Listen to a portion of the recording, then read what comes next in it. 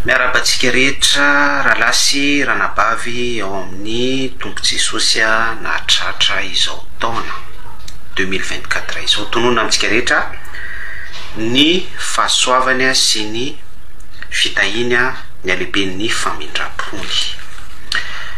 Tsy tsara laza noho ny razako ao ny baiboly hoy ny témoignage ny patriarka anankiray ao amin'ny baiboly, fa mba hanonona teny mpitahina amintsika rehetra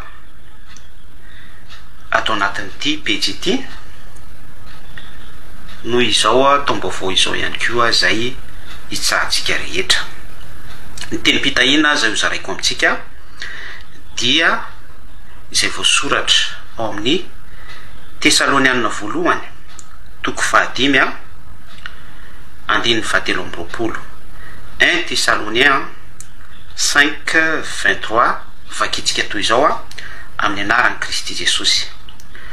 Ary Andriamanitra ny fiadanana ny amasina anareo samy ho tanteraka ka aoka aorovana avokoa ny fanahinareo sy ny ainareo ary ny tenanareo ho tanteraka ka tsy hanantsiny amin'ny fiaviany Kristy Jesosy tompontsika.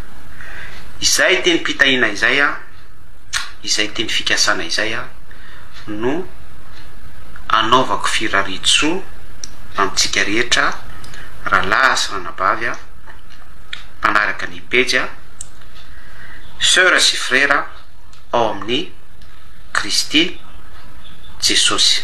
Dia mirarosoa antsika rehetra ko taona zina feno ny ositr'Andriamanitra, feno ny protection ho feno ny fiahiny ny fitantanany ho feno ho voky tenin'Andriamanitra ny ianao izay rehetra izay ny mihoatra izay no tononoko aminao amin'ny anaran'i Kristy Jesosy ho tonga ao amponao sy ao andainao mandritra indray ity taona 2024 ity sy ny mihoatra rehetra. Rahasoantsika rehetra tahin'ny tompo Jesosy veloma tompoko namanareo dia lelo fanosorana. Grand shalom.